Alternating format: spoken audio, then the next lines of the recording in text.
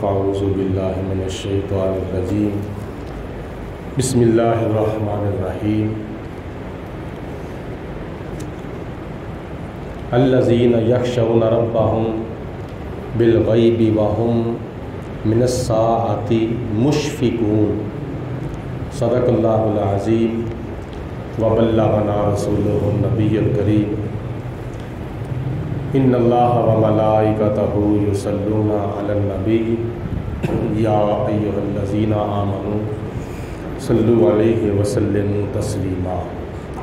الصلاۃ والسلام علیک یا رسول اللہ وعلی آلک وصحابک یا سیدی یا حبیب اللہ۔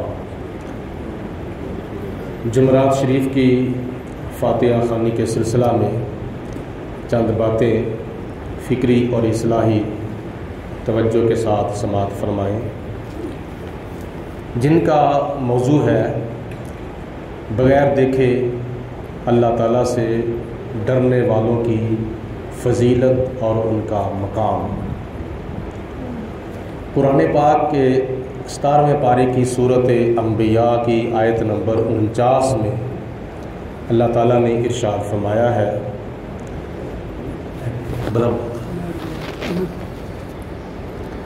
الذین یخشون ربہم، جو لوگ اپنے رب سے ڈرتے رہتے ہیں، بالغیب، بغیر دیکھے، وہم من الساعۃ مشفقون، اور وہ قیامت کا چونکہ فکر کرتے رہتے ہیں۔ ایک یہ آیت مبارکہ ہے، اور دوسری آیت مبارکہ میں اللہ پاک نے ارشاد فرمایا جو کہ 29ویں سپارے کی سورۃ ملک کی آیت نمبر 10 ہے، اور سورۃ ملک جو کہ روزانہ عشاء کی نماز کے بعد مسجد قمرالسلام کے اندر تلاوت کی جاتی ہے، جس کے بارے میں حضور علیہ السلام نے فرمایا کہ جو بندہ روزانہ سورۃ ملک تلاوت کرتا ہے، اللہ تعالیٰ اس کو مرنے کے بعد قبر کے عذاب سے محفوظ فرمائے گا۔ پڑھنا اور سننا ایک ہی بات ہے،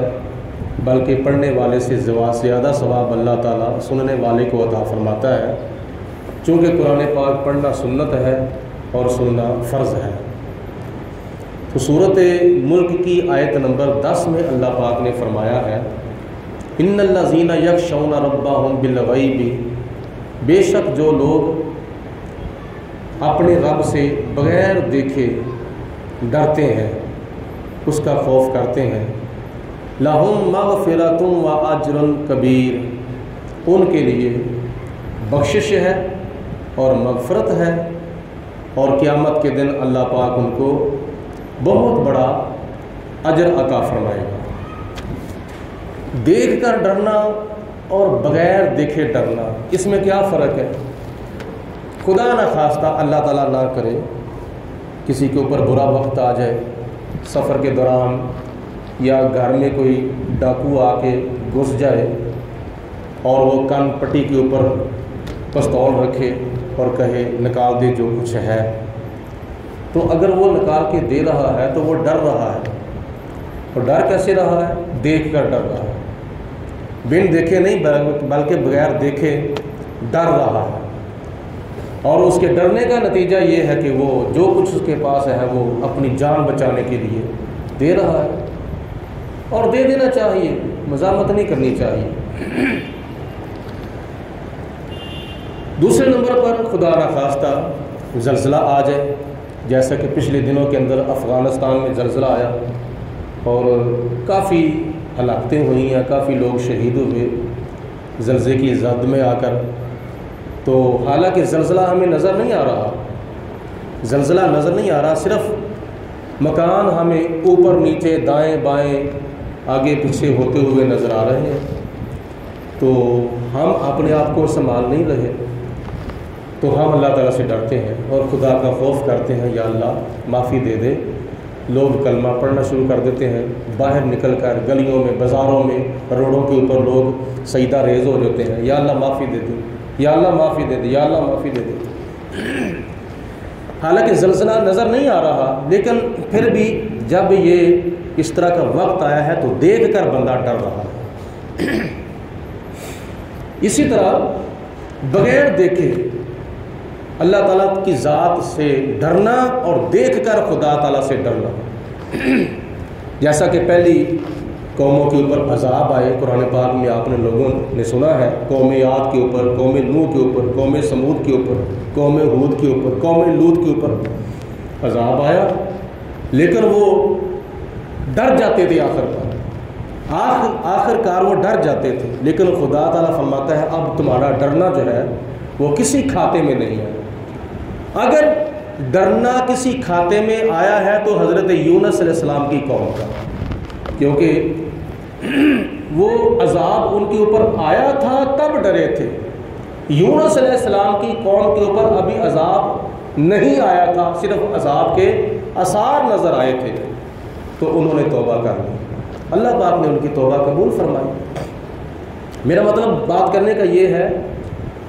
دیکھ کر ڈرنا اور بغیر دیکھے ڈرنا، اس میں کیا فرق ہے؟ دیکھ کر بندہ ڈرتا ہے، کوئی کمزور ہے وہ طاقتور کو دیکھ کر ڈرتا ہے، کوئی چھوٹا ہے وہ بڑے کو دیکھ کر ڈرتا ہے، کوئی مجرم ہے تو پولیس کو دیکھ کر ڈرتا ہے، تو دیکھ کر ڈرنا کوئی اتنا کمال نہیں ہے۔ اللہ تعالیٰ سے ڈرنا اور پھر بغیر دیکھے ڈرنا یہ کمال ہے۔ اللہ تعالیٰ کی خشیت کا حق تو اسی وقت ادا ہوگا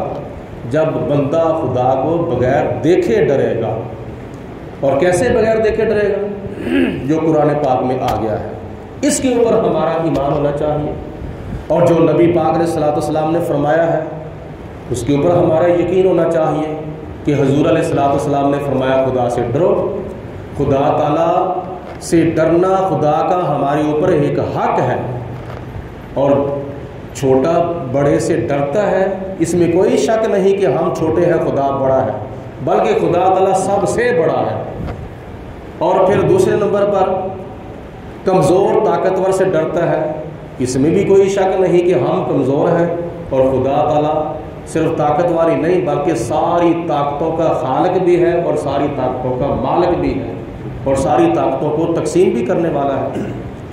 اور پھر خدا تعالیٰ سے کیوں ڈرا جا رہا ہے؟ اس لیے کہ ڈرنے والے کو لالچ ہوتا ہے جس سے وہ ڈر رہا ہے کہ میں اگر اس سے ڈروں گا تو یہ مجھے دے گا، تو اس میں بھی کوئی شک نہیں کہ ہم خدا تعالیٰ کی رحمت کے امیدوار ہیں، اللہ پاک ہمیں عطا فرما رہا ہے اور عطا فرماتا رہے گا، تو اس وجہ سے بھی اللہ پاک کا ہمارے اوپر یہ حق ہے کہ خدا تعالیٰ سے ڈرا جائے اور خدا تعالیٰ کا خوف کیا جائے۔ تو نبی کریم علیہ الصلوۃ والسلام نے حدیث پاک میں ارشاد فرمایا کہ میں دو امنوں کو بھی جمع نہیں کرتا، اللہ تعالیٰ فرماتا ہے میں دو امنوں کو بھی جمع نہیں کرتا اور دو خوفوں کو بھی جمع نہیں کرتا۔ دو خوف کون سے ہیں اور دو امن کون سے ہیں؟ حضور علیہ السلام نے فرمایا کہ اللہ پاک نے فرمایا جو بندہ دنیا میں مجھ سے ڈرتا ہے، دنیا میں جو کوئی مجھ سے ڈرتا ہے میں اس کو آخرت میں بے خوف کر دوں گا۔ ایک دنیا کے اندر خدا تعالیٰ سے ڈرنا ہے اور ایک خدا تعالیٰ کا قیامت کے دن خوف ہے، ان دونوں خوفوں کو اللہ تعالیٰ جمع نہیں کرتا۔ اگر کوئی بندہ دنیا کے اندر خدا تعالیٰ سے ڈرتا ہے تو وہ آخرت میں بے خوف ہوگا، اگر وہ دنیا کے اندر امن چاہتا ہے تو اللہ تعالیٰ اس کو آخرت کا امن عطا نہیں فرمائے گا۔ یہ دو امنوں کو اللہ تعالیٰ جمع نہیں کرتا اور دو خوفوں کو اللہ تعالیٰ جمع نہیں کرتا۔ اس لیے اللہ پاک نے آگے فرمایا وَهُمْ مِنَ السَّاعَةِ مُشْفِقُونَ، وہ بغیر دیکھے اللہ تعالیٰ سے اس لیے ڈرتے ہیں کہ وہ قیامت کا فکر کرتے رہتے ہیں۔ اس کا ایک مطلب یہ بھی ہے کہ جو لوگ دنیا کے اندر بغیر دیکھے اللہ سے ڈرتے ہیں، اس کا مطلب یہ ہے کہ وہ بغیر دیکھے اللہ کے عذاب سے ڈرتے ہیں، اللہ کے عذاب سے بچتے ہیں، اور اللہ کا عذاب ہے آخرت میں، تو آخرت ہم سے غائب ہے، آخرت کو ہم دیکھ نہیں رہے، ہم بغیر دیکھے آخرت کے عذاب سے ڈرتے ہیں اور آخرت کے عذاب سے بچتے ہیں۔ اور پھر بغیر دیکھے اللہ تعالیٰ سے ڈرتے ہیں، اس کا ایک مطلب یہ بھی ہے کہ بغیر دیکھے وہ قبر کے عذاب سے ڈرتے ہیں، کیونکہ قبر بھی ہم سے غائب ہے، قبر کے اندر جو کچھ ہو رہا ہے وہ ہم سے غائب ہے، ہم دیکھ نہیں رہے۔ ہاں جو کچھ قبر میں ہوتا ہے ہمارا اس کے اوپر یقین ہے۔ کس لیے یقین ہے؟ اس لیے یقین ہے کہ ہمارے پیارے نبی حضرت محمد رسول اللہ صلی اللہ علیہ وسلم نے ارشاد فرمایا ہے کہ اگر کوئی بندہ دنیا کے اندر نیکوکاری کے ساتھ وقت گزارتا ہے، اللہ پاک اس کی قبر کو جنت کا باغ بنا دیتا ہے۔ اگر کوئی دنیا کے اندر بدکاری کے ساتھ وقت گزارتا ہے، اس کی قبر کو خدا تعالیٰ جہنم کا گڑھا بنا دیتا ہے۔ اس لیے قبر کے اندر جو کچھ ہو رہا ہے ہم سے غائب ہے۔ تو جو لوگ اللہ تعالیٰ کے عذاب سے ڈرتے ہیں وہ بخشش بھی پاتے ہیں، مغفرت بھی پاتے ہیں، اور قیامت کے دن بہت بڑا اجر و ثواب بھی پائیں گے۔ اس کا مطلب یہ ہے کہ قبر کے عذاب سے ڈرتے ہیں، قبر کے عذاب سے بچنے کی کوشش کرتے ہیں۔ تو آخرت کا عذاب جو ہے، جہنم کا عذاب، قرآن پاک میں آپ نے سنا ہے پچھلے دنوں کے اندر کہ ایک آیت جس کے اندر قیامت کا بیان تھا، حضور علیہ السلام نے صحابہ کرام کے سامنے وہ آیت مبارکہ تلاوت کی تو صحابہ کرام بے ہوش ہو گئے تھے، صحابہ کرام کی ہوش اڑ گئی۔ آج ہمارے سامنے کتنی مرتبہ قیامت کا ذکر کیا جاتا ہے، قیامت کے کتنے حالات ہمارے سامنے بیان کیے جاتے ہیں، لیکن ہمارے دلوں کے اندر خدا کا خوف پیدا نہیں ہوتا، ہمارے جسموں کے اوپر کپکپی طاری نہیں ہوتی، ہمارے جسم لرزہ پر اندام نہیں ہوتے، بلکہ ہمارے اندر تو کئی ایسے بد نصیب بھی ہیں، وہ کہتے ہیں کہ جب قیامت آئے گی پھر دیکھی جائے گی۔ یہ قیامت کا انکار کرنے کے مترادف ہے۔ تو صحابہ کرام کے سامنے صرف قرآن پاک کی آیت تلاوت کی جاتی تھی اور حضور تلاوت کرتے تھے جس آیت کے اندر قیامت کا بیان ہوتا تھا، تو صحابہ کرام بے ہوش ہو جاتے تھے، صحابہ کرام کے ہوش اڑ جاتے تھے۔ اور یہ یاد رکھیں کہ قیامت کے دن اس لیے نبی پاک علیہ السلام نے فرمایا حدیث پاک میں کہ جس طرح بچہ دنیا کے اندر پیدا ہوتا ہے تو اس کے پاؤں بھی ننگے ہوتے ہیں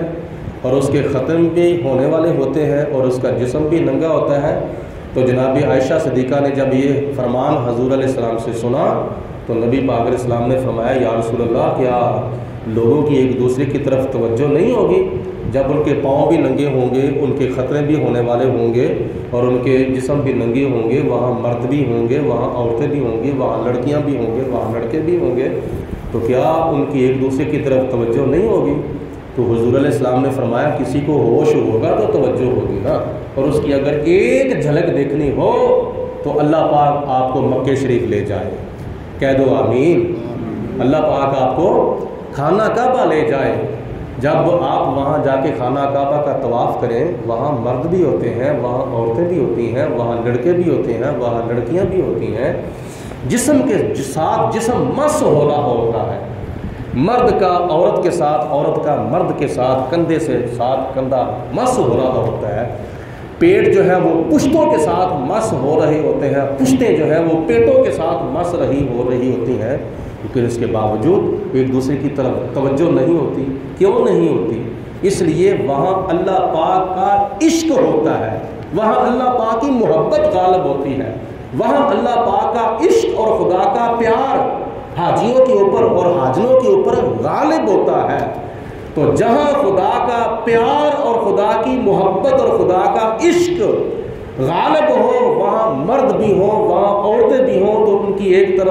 ایک دوسرے کی طرف توجہ نہیں ہوتی، تو قیامت کے دن کیا غالب ہوگا؟ خانہ کعبے کے اندر تو خدا کا عشق غالب ہوتا ہے، میدان محشر کے اندر لوگوں کے اوپر خدا کا خوف غالب ہوگا۔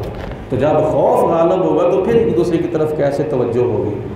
تو یہ ہم سے غائب ہے۔ تو نبی کریم علیہ السلام نے ارشاد فرمایا کہ اللہ تعالیٰ سے ڈرو اور بغیر دیکھے ڈرو۔ رمضان المبارک کا روزہ رکھا ہوا ہے لیکن ہم نے خدا کو دیکھا بھی نہیں ہے، غسل خانے کے اندر ہم موجود ہیں، گرمیوں کے دن ہیں، بھوک بھی لگی ہوئی ہے، پیاس بھی لگی ہوئی ہے، لیکن ہمیں کوئی دیکھ بھی نہیں رہا، نہ ماں دیکھ رہی ہے، نہ باپ دیکھ رہا ہے، نہ بہنیں دیکھ رہی ہیں، نہ بیٹے دیکھ رہے ہیں، نہ بھائی دیکھ رہے ہیں، نہ بیٹیاں دیکھ رہی ہیں،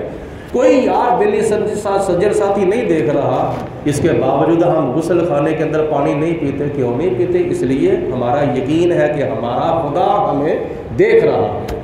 تو ہمارا خدا ہمیں جب دیکھتا ہے تو پھر ہم خدا تعالیٰ سے بغیر دیکھے ڈرتے ہیں۔ جب خدا تعالیٰ سے بغیر دیکھے کوئی ڈرے گا تو وہ آخرت میں بخشش بھی پائے گا اور مغفرت بھی پائے گا۔ تو ایک سبق یہاں سے یہ بھی ملتا ہے کہ جب روزہ رکھا ہو تو روزے کے دوران بندہ اللہ تعالیٰ سے ڈرتا ہوا اور بغیر دیکھے ڈرتا ہوا پانی نہیں پیتا، تو اسی طرح جب خدا غسل خانے کے اندر تمہیں خلوت میں تمہیں تنہائی میں دیکھ رہا ہے، تو جب دوسرے گناہ تو چھپ کے کرتا ہے وہاں بھی خدا دیکھ رہا ہے۔ تو اس لیے روزہ ہمیں سبق دیتا ہے کہ دیگر گناہ بھی چھوڑ دیے جائیں کہ کیوں وہاں بھی خدا تعالیٰ دیکھ رہا ہے۔ اللہ پاک ہم سب کو دنیا کے اندر رہتے ہوئے اپنی قبر اور اپنی حشر سنوارنے کی توفیق عطا فرمائے۔ جتنے بھی ہمارے مسلمان بہن بھائی دنیا کے اندر آئے ہوئے ہیں، اللہ پاک ان کو دنیا سے بے رغبتیت اختیار کرنے کی توفیق دے اور آخرت کی طرف، دین کی طرف، قرآن کی طرف، مسجد کی طرف زیادہ سے زیادہ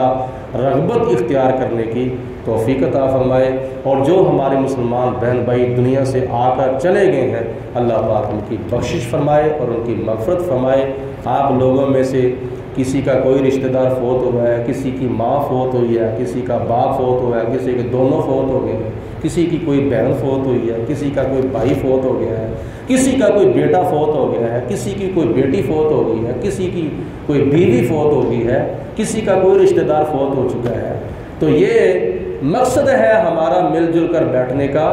کہ جمعرات کو چونکہ ہمارے فوت شدگان کی روحیں ہمارے گھروں میں آئی ہوتی ہیں، اگر ان کی روح کو ہماری طرف سے ثواب پہنچے گا، تو بخشش کی دعا پہنچے گی، تو وہ جب واپس جائیں گی تو مسرور ہو کر واپس جائیں گی، خوش ہو کر واپس جائیں گی۔ تو ان کی روح کو اس سارے ثواب کے لیے تمام حضرات ایک مرتبہ سورہ فاتحہ پڑھیں اور 3 دفعہ قرآن شریف تلاوت کریں۔ اللہ پاک سب کا یہ فاتحہ خوانی کرنا اپنی بارگاہ میں قبول فرمائے۔ بسم اللہ الرحمن الرحیم، الحمد للہ رب العالمین الرحمن الرحیم مالک یوم الدین۔